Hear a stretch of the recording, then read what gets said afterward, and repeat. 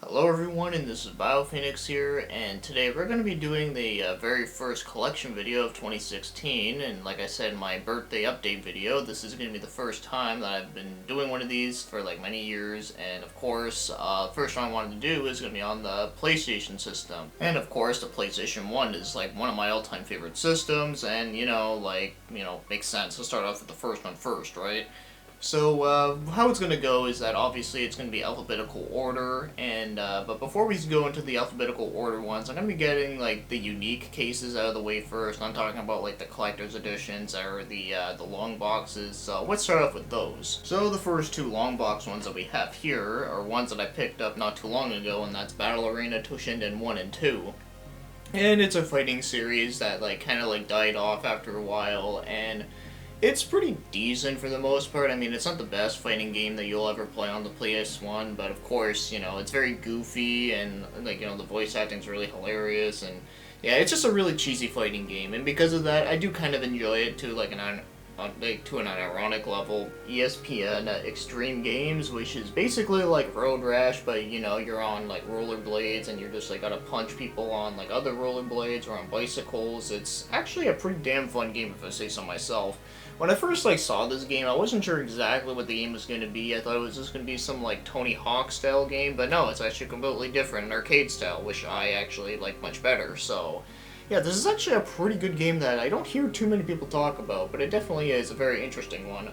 And this one right here is a part of one of my favorite series, and that happens to be Kingsfield. And yes, this is actually a very primitive game, but I actually still kind of enjoy this one. In fact, it's actually pretty much one of the first FromSoft games that they've ever made. It's very much like Demon's Souls, but only the difference is that this game is in first person. But it definitely does have a lot of like really cool atmosphere, even though I know the graphics in this game are very outdated, but I still think it's tolerable. And of course has some really awesome music, and it's very difficult, and I really do love the exploration of this game. So if you do want to play like a very interesting style version of like Demon's Souls or Dark Souls or Bloodborne or any of that kind of stuff, then this is actually a really awesome series of games. Now this game is not really considered a long box, but you'll see why I consider it within these, and that is Metal Gear Solid 1, but this one is actually the one that came bundled up with the Essential Collection of Metal Gear games, where you get this one, you get 2, and you get 3, and they all have like different like art on like the back and the front and stuff. It's actually pretty nice, and it's also pretty cool that like they actually did like an entire reprint of the first game. I kind of wish they would actually do that more often, just do entire reprints of like original PS1 or PS2 games, even like way after when those systems are not like the newest thing ever. But, yeah, what can I say about Metal Gear that hasn't been said before? It's definitely a fucking great game. And now we got two big heavy hitter ones that are not long boxes, and you'll see why in a second, and that is the Arc the Lad collection from Working Design. Now, I have done an unboxing video of this, and in fact it was actually part 5, I want to say. It was actually the most recent one that I did, and there's actually a lot of pretty epic stuff that you get in here. It's actually like a whole bunch of games in one, where you get Arc the Lad 1, 2, and 3, and then the spin-off one, which is Arc Arena. And it also gets some pretty cool other stuff. And, of course, it has some really nice packaging. But, yeah, unfortunately, I still have not got around to playing this damn game, or damn games, I should say, because there's more than one, but I really should. I know I've actually asked a couple people about this series, and a lot of people said that it's actually a pretty damn fun game, so I really am looking forward to whenever I do around playing this one, and of course I do want to do a review of them, because, they're not the most, like, talked about RPGs ever, but, yeah, I really can't wait to do that whenever I can. Now, as for the last one, and this one is actually one of my favorite games on the system, and that is Lunar 2 Eternal Blue Complete Edition. And yes, this game is actually one of my favorite RPGs on the system, even though I know it's not originally on the PS1, it was originally on the Sega CD, but still, this was definitely a remake done right. And man, there's just so much stuff I can talk about with this game. It's just good time, like a lighthearted adventure, and just some really good stuff that you don't see too much nowadays, so yeah, this definitely has like some really good stuff. Beautiful graphics, beautiful cutscenes, beautiful animated cutscenes, and awesome music. The redone music is really good. Really good story, good characters, and there's just so much goodness, and I can definitely highly recommend this game. So now we're going to be talking about just the standard game cases, and this one right here is Army Men Sergeant Heroes 2. And I've had this game for a very, very long ass time. In fact, The reason why I bought this game as a kid was because I thought it was a Toy Story game. So, because, you know, like in the movie Toy Story, they had like the, you know, the plastic man there. So I kind of thought it was that, but obviously this is not a Toy Story game, which is just funny as hell to think about now. But anyways, this is a third-person shooter, and it's a decent game. It's not like the best, but it is pretty good for what it is. I just think it's mainly the control-wise is like, you know, it's kind of weird to get used to though. But once you do get used to it though, it is actually pretty enjoyable. And of course, you know, I do like the concept of it, the fact that you're like a bunch of like toy guys and you're just like in like very big objects and all that. I don't know, I always kind of like that in game. And this one over here is Atari Anniversary Edition Redux, which is basically just a whole bunch of Atari games that you can play on your PS1. Not a whole lot to say, but I will say though that how I found this game was actually in a box full of electronics at a yard sale for like $1, so I was like, okay, I'll take it. There's actually a couple games in here that are like that. In fact, as you know, it's not an actual thing, but anyways there, you'll see some of the other games in a little bit there that are also a part of that bundle as well. Bloody Roar, the very first one in the series, and this is a fighting series where you play as like a regular person, but you can also transform into an animal in the midst of battle. It's actually pretty enjoyable, and it is pretty fun. It's kind of a shame that the series never really got revived again or anything like that. Then again, this series was made by Hudson Soft, and as you know, they're owned by Konami now, so yeah, we'll probably never see anything like that again, which is very unfortunate, but still, this is actually a pretty enjoyable fighting series, if I say so myself. And then we have C12, Final Resistance, which I got a couple months back, and yes, I still haven't even played it because this game is still in the original plastic, but that will change eventually there because, you know, I don't bother keeping sealed games because, well, what's the point? But I'm not going to get into a whole rant about that there.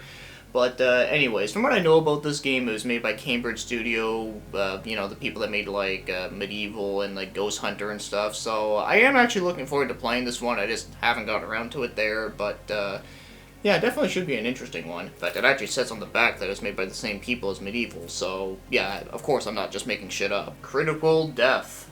Or Critical Death, yeah, whatever. Anyways, this is basically like a Twisted Metal game, but underwater, which is kind of a cool idea, but the controls in this game are not the greatest, and that's kind of why I'm not really a huge fan of it there, but if you ever do see it for a cheap price, I guess it is worth it for that. And next up, we have Chrono Cross, and I'll be honest, I haven't played a whole lot of this game. I only played like the beginning part of it, but first from what I played at the beginning part of it, it does seem pretty cool. But unfortunately, this game does kind of get a bad rep because, you know, it's called Chrono Cross, and, well, what comes to mind? Well, Chrono Trigger, one of the best RPGs of all time, and of course, with that being said, a lot of people try and compare that with this game, when yet this game really doesn't have much other things from that game, so yeah, it's kind of weird like that. But yeah, it's like I said before, I haven't played a whole lot of it there, but from what I have played of it, it does seem pretty good for an RPG as its own, so yeah, maybe I should actually get around to actually finishing it one day. Next up, we have the series of games that I never shut the fuck up about, and that's the Deception series, where, you know, we got Tecmo's Deception, and then we got Kagero Deception 2, and then we got Deception 3 Dark Delusion, which is, you know, like I said about the series like a bajillion times, it's like one of my all-time favorite series because it's so very different, unique, and it's also very dark and gritty, which I also really like. In fact, I've actually did an entire, like, whole retrospective of the series because the series actually did become 20 years old from this year, so yeah, I'm not going to say a whole bunch about that, but anyways, I fucking love these. And next up we have Destruction Derby, which is from Psygnosis. Now, I actually picked this up, I think it was last year at the thrift store, and I was kind of thinking like, oh man, this game is going to be such like a generic game, and then after that, when I played it, I was like, holy shit, this game's actually fucking fun. Like, oh man, like, this, like, I love the whole, like, destruction aspect of it. The tracks are, like, really fun, and of course, you know, it's just an overall, just a really fun, casual, good time, fun game. And of course, the announcer of this game is, like, really, like, weird and says, like, some, like, really stupid shit. But anyways, though, it's actually a really enjoyable game, surprisingly. And next up, we have Diablo, which is actually a pretty uncommon game for the PS1, if you can believe it, but, Yes, this version of Diablo is actually pretty awesome if you could believe it, because I know playing this game on the computer is, like, amazing, but playing it on the PS1, you'd think it would be very watered down, and in a sense, it kinda is, but at the same time, they actually make it, like, work pretty well. And of course, the other thing that's really cool about this game is that you can actually do co-op, which is actually pretty awesome, so... Yeah, I always found that whenever Blizzard, whenever they make one of their games from, like, a computer game to a console game, they usually did a damn pretty good job of that. I mean, if you ever played StarCraft 64, that's another really good example of a Blizzard game done right on the console. Digimon Digital Card Battle, and I'll be honest, I haven't even, like, played this one since I've got the game, but, it does seem like an alright game for a typical card game thing, but, you know, I've never actually played the Digimon card game. I used to have, like, some cards of it there, but I never knew how to actually play, and I don't think I've ever had enough to actually make a full deck, but... Yeah, anyways, I'll have to get around and actually playing this one sometime, because I do like card games, but of course, you know, like, I'm more of, like, the Yu-Gi-Oh! Kind of guy. Die Hard Trilogy 2, and, this is actually a pretty fun game. It's, you know, it's a good old, like, third-person action game, and there's also some driving stages and whatnot. It's actually pretty enjoyable for what it is, and, also, it's not the best Die Hard game you'll ever play. That would probably have to be Die Hard Arcade on the Saturn, but, one thing that is weird with this one, though, is that the guy that plays John McClane in this game it doesn't sound like Bruce Willis. I mean, it could be, but it just sounds really weird, but either way, though, it's still a pretty enjoyable game, which is actually quite surprising for a movie license game. And next up, we have Dino Crisis, which is an amazing fucking game. I always love this one. It's basically like Resident Evil, and it also has, like, dinosaurs, obviously. I always considered it to be, like, the Resident Evil version of Turok, but, you know, minus the whole, like, you're playing as, like, an Indian dude and the fact that you're using a chick. But, yeah, this is actually a really awesome game. In fact, I actually did a really old-ass review of this game, and honestly, I don't recommend checking out that video because it's probably one of my worst reviews, but, yeah, I still definitely do really love this game a whole bunch. And this one over here is Dracula: The Last Sanctuary. This is actually like a little mini-series of games that are point-and-clicks, which are actually very interesting. I actually haven't like got around to playing this one yet though, but it definitely does seem like an interesting game. I actually really wanted to play it like last month for October, but I kind of forgot that I actually had it, so I don't know, maybe I need to write down somewhere that I can actually get around to actually playing this one, because it definitely does look like a really awesome point-and-click style game on the PS1. And this one right here is Driver 2, or what it says on the top is, The Wheelman is Back. And yes, the Driver series was kind of a short-lived series. I think they only have 2. I used to rent the first one all the time. I don't actually own it. But this one, though, is actually a lot of fun, though, because you can actually, like, get out of your car and do other stuff. This game is actually pretty huge for a PS1 game, because there wasn't too many, like, open-world games other than, like, Grand Theft Auto, but this one was actually, like, a 3D one. So technically, this was, like, Grand Theft Auto before Grand Theft Auto, when it was into 3D. Ugh, never thought I'd say Grand Theft Auto so many times in one sentence. Now, this next game over here is Dynasty Warriors 1, which is the very first Dynasty Warriors game before it became like a massive hack-and-slash game where it was actually like a 3D fighting game. But it doesn't play like a traditional 3D fighting game. This one's actually more about strategy rather than trying to rack up a whole bunch of combos, so of course, not everybody likes this game, but I do kind of like it for what it is. I think it does play decently for that, and of course, you know, like, the music and the backgrounds are really nice.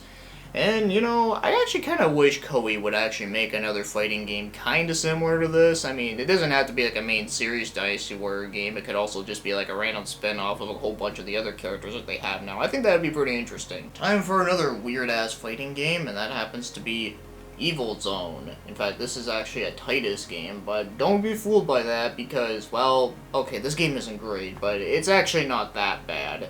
But, basically, this game is, like, it kind of plays like a Dragon Ball Z game, like, you know, like the ones on PS2, but, actually, I'd say it more plays like Budokai, but just not nearly as good. But, I definitely do like the opening anime cutscene. I did found that was actually pretty cool, and the overall anime art style of it is actually pretty nice looking, but, yeah, it's an okay game. Not great, but okay. And next up, we have Fear Effect, which is a really awesome Resident Evil style game that has like a setting of like cyberpunk. I was about to say steampunk. I always get mixed up with the two all the time. But anyways, it actually has a really awesome graphic style, has some really neat characters, some really neat settings, and all that kind of good stuff. And it's also very difficult as well. I can never beat this game, but man, this game is actually pretty damn good. So if you haven't played this one, I can definitely recommend getting it if you can. And now we're going to be talking about some Final Fantasy games, and well, I have to start off with this one, which is Final Fantasy VII. And yes, what can I say that hasn't been said before, but at the same time, yes, this is a great game, but is it the best RPG of all time? Well, I'm not really the type of person to say, like, this is, like, the best, like, RPG ever, really, of, like, any game. I just, like, take whatever game as it is and will consider it to be a big favorite of mine, but that's as far as I'll go. But this is actually a really good RPG, though, nonetheless. It's still a very important one, but the best, that's debatable. But, even though I know a lot of people say it's overrated and all that kind of stuff, and I do agree to a point, but at the same time, that's a whole discussion for another day. But one thing I will say for now is that I do like making fun of the fanboys of this series because they just take shit way too fucking seriously. And what comes after 7 is the number 8. And yes, this is one that a lot of people like have mixed feelings on, where a lot of people love it and a lot of people hate it. As for me, I'm a little bit mixed. I mean, I'm kind of more like it than hate it. Like, I think it's like probably about above average, I'd say.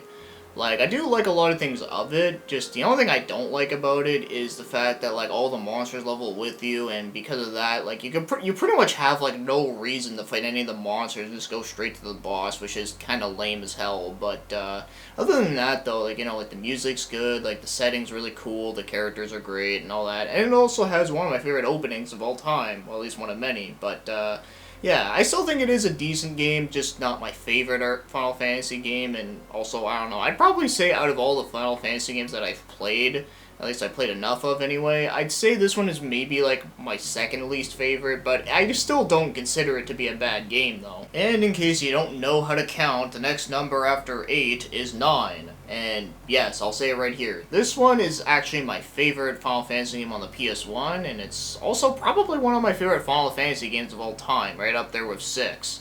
But, yeah, definitely, like, love everything about this game. Like, the characters are great, really love Zidane, he's a great protagonist. I also like Vivi, the Black Mage, you know, I always like the Black Mage characters, and pretty much every other character in the game is just really fucking great. And of course I love the setting, beautiful graphics, and well, I can really just go on and on about this one, but yes, fucking love this one. And next up we have Final Fantasy Anthology, which is basically like a remake or like a port of Final Fantasy 5 and 6. And like I said about 6 is like one of my other favorite ones of all time, so you know, not much to say about that. And then there's 5, which is like, you know, this is like the very first version of it that came outside of Japan, and 5 is a really good one, but it is also insanely fucking hard. But I do really like the job system it though, like that system is just fucking great. And the next one is Final Fantasy Chronicles, which, you know, has 4 and Chrono Trigger.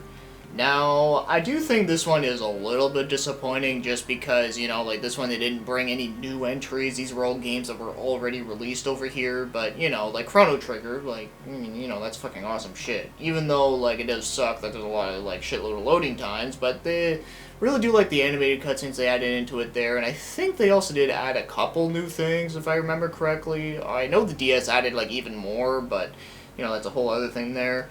And, of course, Final Fantasy IV is also just a really awesome one as well, so, you know, like, just...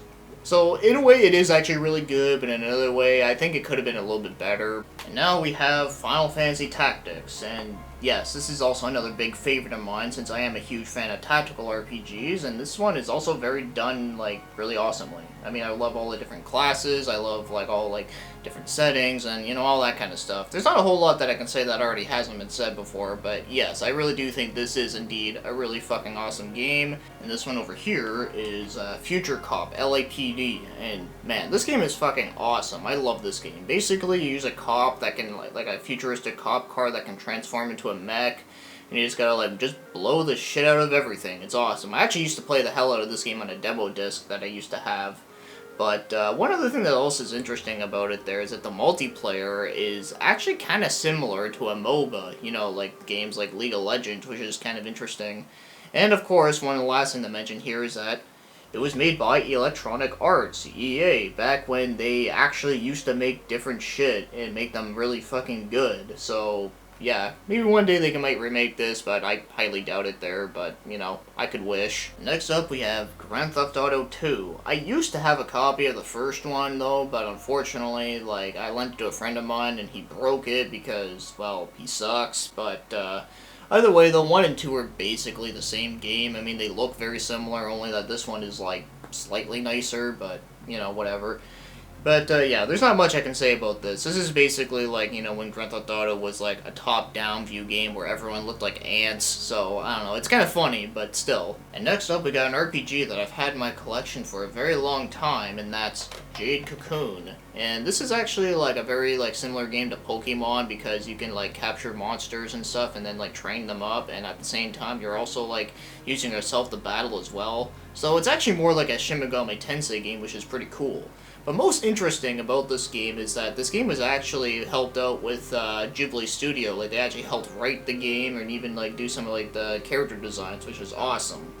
So, yeah, that's actually pretty dope. King of Fighters 99. And I got this one a couple months ago, and I do think it is a pretty good entry into the series. I don't think it's the best one, and of course, I don't think the PS1 version is the best version of it. I would assume, like, the arcade and the Dreamcast version are better, though, but either way, though, I still think this is still a pretty fun version there. It still has really nice graphics for what it is. It just has a lot of fucking load times, but whatever. Other than that, I do think it is a pretty good game into the series. Kingsfield 2, which is, you know, like I said about Kingsfield 1, awesome fucking series from FromSoft, and of course, I do think this one, personally, I do think it plays better, but I do find that the music in the first one is, like, way fucking better than this one. But of course, that's not to say that the music in this one is terrible. I do think it is fucking great, but either way, though, I still think all the games all have, like, their good and bads about them there, but this one is still a really fucking good one. Personally, I like it better, mainly because I found that, like, I was able to get further in this one, when a lot of people tell me that this one's actually harder than the first one, but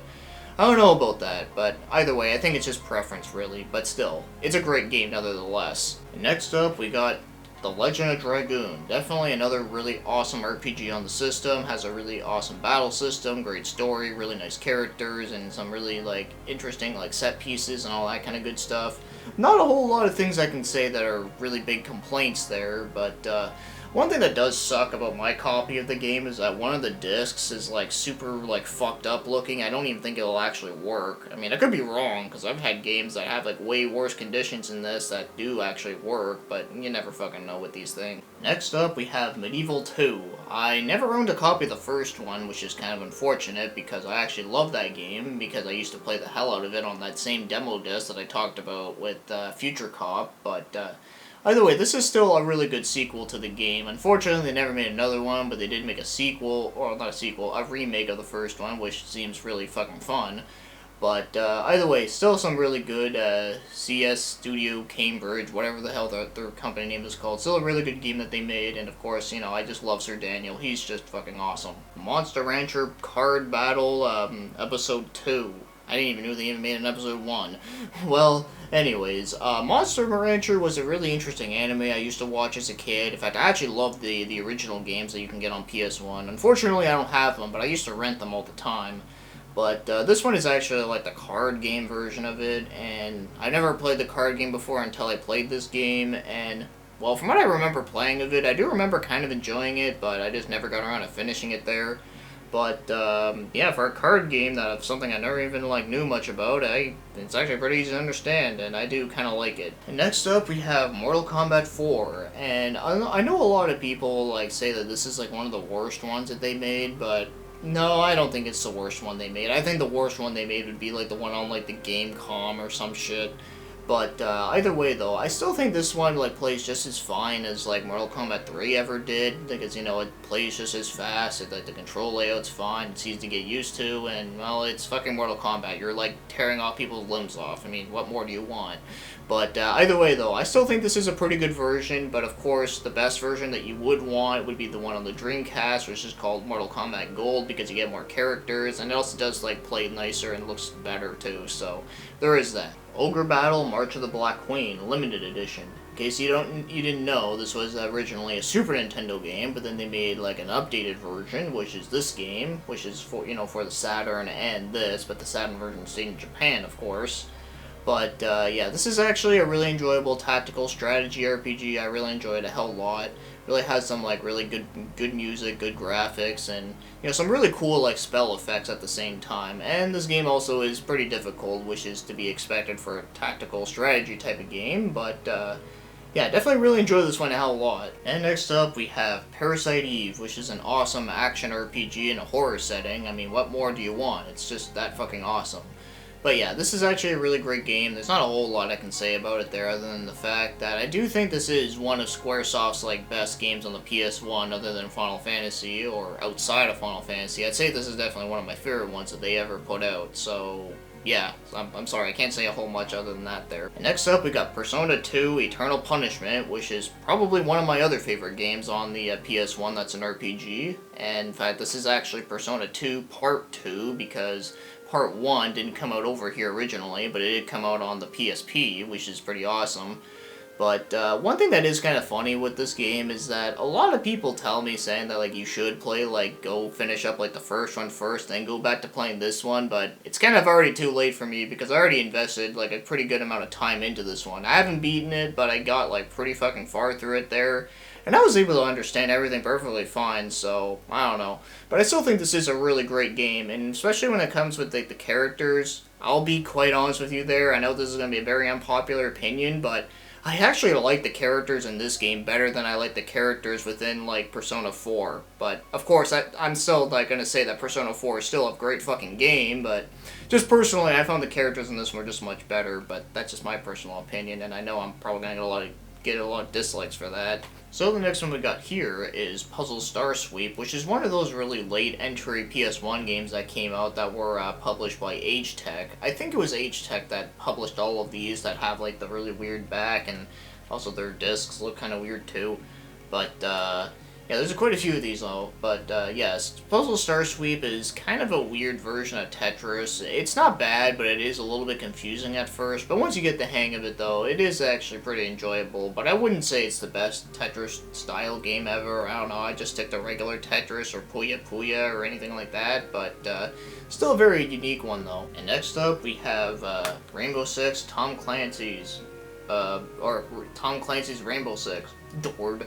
But, yeah, not a whole lot I can say about this game, really, there. I mean, I'm pretty sure everyone knows what the hell Rainbow Six or Tom Clancy is, but, I will say, though, the PC version of this game is really fucking good, but the PS1 version's alright, but, I don't know. Ever since I played the other version, I just don't go back to this one there. And next up, we have Rayman Rush. Yeah, this is another one of those games that I talked about earlier that I found, like, loosely in a box, but, yeah, this game is, it's okay, I guess. I don't know, it's a running racing game with Rayman. It's nothing that special. Honestly, I actually prefer playing Sonic R than this game, because at least Sonic R actually has good fucking music for how cheesy it is. Next up, we got Reloaded, the hardcore sequel, which is basically like it's like a running gun though, but from a top-down view, and it's a pretty fun game. In fact, I actually really like the style to it, because it's really like, you know, like fucking like heavy metal looking, which is kind of awesome. But yeah, this is actually a pretty enjoyable game, but although I do kind of like the first one a little bit better, just because I find that the first one, it's more like linear kind of thing, and I think it works better like that, where this one, it's kind of easy to get lost. But either way though, it's still a really fun game. Now this next one is a classic series, and that's Resident Evil 2. I actually do own all the other Resident Evil games, but this is the only one I have on PS1. But, yes, this game is fucking awesome. I mean, there's not a whole lot I can say about it that hasn't been said before, but this is actually my favorite Resident Evil game.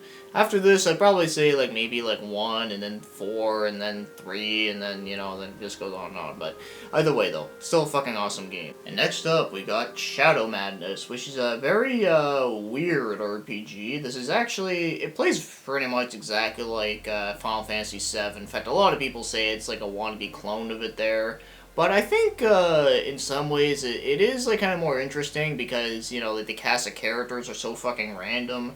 I mean, like, your main character's, like, a pirate dude, then you got, like, some, like, elf chick, and then there's also... But this is where it gets fucking weird.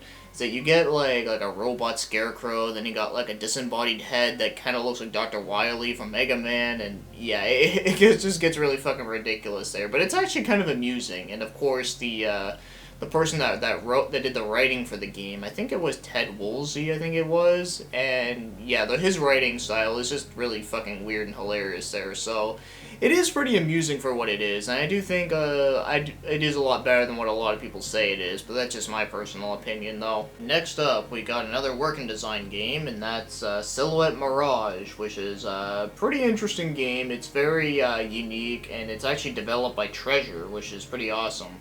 But, yeah, this is actually it's kind of hard for me to explain it all in here, but I did do a review of it, so in case you haven't seen it, I can probably go recommend it to you, because it's actually not an old shitty review that I did.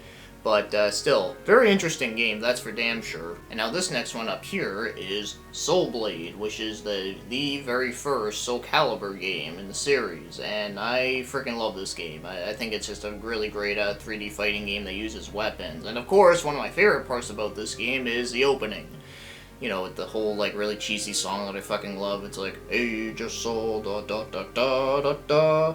Da, da, da, da, da, da, da, da. I'm not even gonna bother trying to sing the words, but yeah, anyways, it's a great fucking game. So next up, we have Soul of the Samurai, which is basically like a Resident Evil style game, but within Samurai Age. Well, actually, you're probably thinking it's very similar to Onimusha, and you're exactly right, it's a lot like that, but only that this game is not nearly as dark and gritty as that, but this game still has some really awesome graphics for the time. And it's just a pretty enjoyable game. I did do a review of it though, but I do think it could have been a little bit better, but still. I still think it is a pretty enjoyable game that is worth checking out because not many people talk about this one for some reason or another. Next up, we have Spawn, the Eternal, and yes, this game has like a super shiny cover, which looks really fucking cool, but unfortunately, this game is not that good. It's kind of a shame because, you know, I love Spawn, I think he's a great fucking comic book character. And also the fact is that I also do like the Spawn game that they made on the GameCube, and I also did kind of like the Super Nintendo one. But this one, on the other hand, is like, it's basically like a beat 'em up. But the one thing that's fucking weird about it there is that, like, it goes into like a 3D perspective, like for like you're running around. But when you run into an enemy, it goes into like a side-scrolling like fighting game, and it's like fucking awkward as shit. And next up, we have Spider-Man, which is, you know, another one of those games that I found in that random box, but, yeah, this game's actually pretty awesome, although I mostly played it on the N64, and that version's, like, a little bit different because it doesn't have as much cutscenes, like, it has, like, the comic book-looking cutscenes, which, you know, it worked fine, but this one actually has, like, full motion there, which makes sense, but, yeah, this is actually a really awesome Spider-Man game, probably one of my favorite ones, to be honest. And next up, we got the Spyro games, which I only have 2 of them. This is the first one, and this is the second one, Ripto's Rage. Or, I think it's the second one, I can't fucking remember. But, either way though, this is actually a pretty great platforming series. I really love the second one a whole lot. I love the hub world in it. I just think it was just really awesome. But the first one is still great too there, but I don't know. I played the second one a lot more as a kid. But either way, you can't go wrong with either of these, and of course, I know when I was younger, I used to rag on this series because I used to think it was really dumb to play as, like, a purple dragon, but it's actually pretty fucking cool, so yes, these games are still awesome to play. And this one right here is Sudoken 1. Now, I do have, like, a picture of it on my computer of the cover and, like, the back cover and stuff, but I just never got around to actually printing it out yet, but, yeah, I ended up actually finding this one at a thrift store for, like, super crazy cheap, so, you know, like, I'm not gonna fucking disregard that. So, yeah, this is actually a really awesome RPG that was made by Konami back when, you know, they were actually good. And yes, this is actually a really fucking good one. I really need to play through the second one. I have it on my PS3, I haven't gotten around to it there. But, yeah, this is still a really good RPG to play. This one right here is Team Buddies, and this is an awesome game that I used to rent all the time as a kid. I really loved it. And unfortunately, this game now is actually pretty damn expensive and is also kind of rare. In fact, this is actually probably like the most expensive PS1 game I actually own, in case you're wondering. But yeah, with all that shit aside, this is actually a really awesome game. I can definitely recommend you guys to go try it out because it's definitely a very obscure game. It's kind of unfortunate that it is that way because I really love it a lot, where you're pretty much like using like these Mighty Bean looking guys and you just gotta like shoot each other and you gotta like go attack like the other people's bases. and you gotta like create stuff by using like a little like block thing, kind of like Minecraft. And yeah, I really gotta do a whole entire review of this game because, well, it's a fucking order. So the next one we got here is Tenchu Stealth Assassin, which is a really awesome stealth action game that I really love a whole bunch. I mostly played the one on PS2, like the one that I talked about within my games that I would like to have remastered from PS2 to PS4, but still, this is actually a really good one as well. I think this is actually the first one they ever did, I think. I mean, there might have been another one before, but if not, well, whatever. I'll find that out on my own. But either way, though, it's still a great fucking game to have. Next up, we have Thousand Arms, which is a pretty awesome Atlas game, which, for the most part, most of them usually are pretty awesome. But yes, this is an RPG where you play as, like, a blacksmith, and then this is the thing that gets really weird with this game, is that you gotta go out with, like, other girls and such, and, you know, when you go out with them, they make your weapons stronger. I know it sounds fucking dumb, but it's actually pretty interesting and very unique. In fact, it kind of reminds me of Artanelico in a way,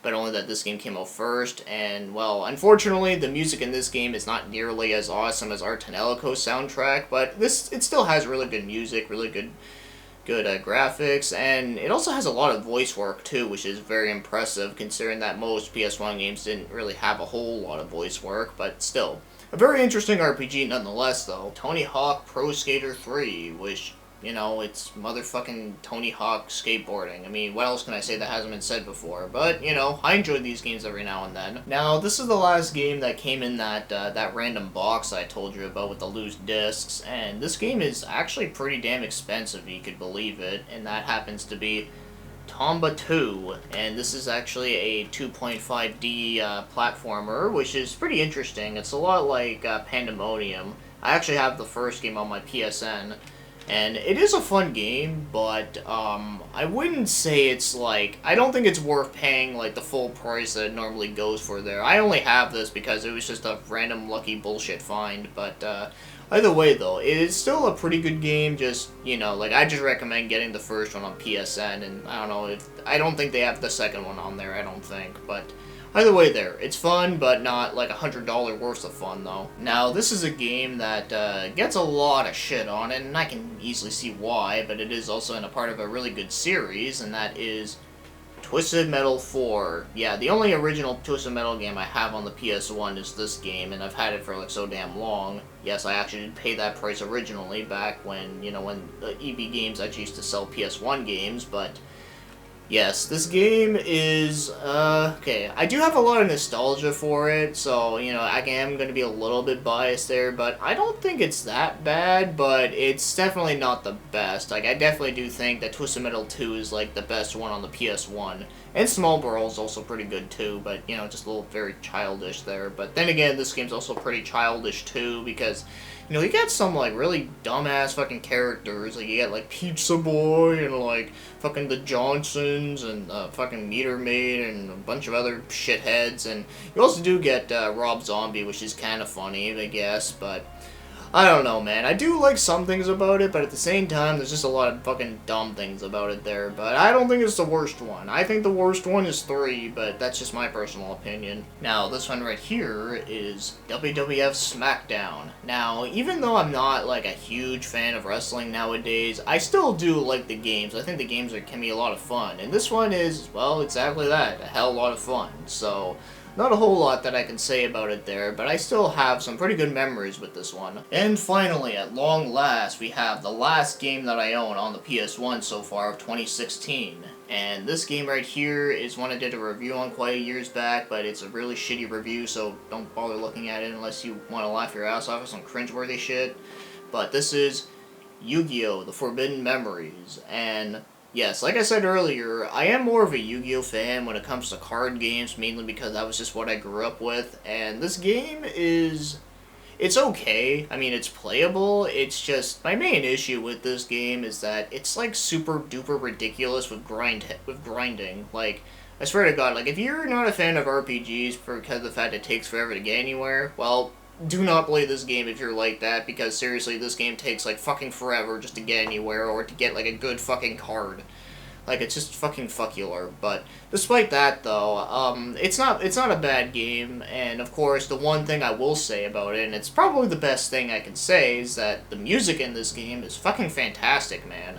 I mean, if you are not a fan of Yu-Gi-Oh! And you do want to listen to something, like, interesting or something different, the music in this game is actually pretty damn awesome, so I can definitely recommend you guys to go listen to it, because I do think it is actually pretty awesome myself, but yeah, anyways, it's an okay game, but of course, you know, you have to be a Yu-Gi-Oh! Fan to actually enjoy most of it there, and even then, it's kind of if. Alright, so that's all the PS1 games that I own as of 2016. So, with that being said, thank you for watching and commenting, but before I end it here, I just gonna say that my next one is gonna be on the PS2, so stay tuned for that, and of course, like, post your comments on, like, whatever, like, some of your favorite games that I have, or something that you have, like, nostalgia memory for, because that's one of the reasons why I'm doing these types of videos. So, either way, have yourselves a great day.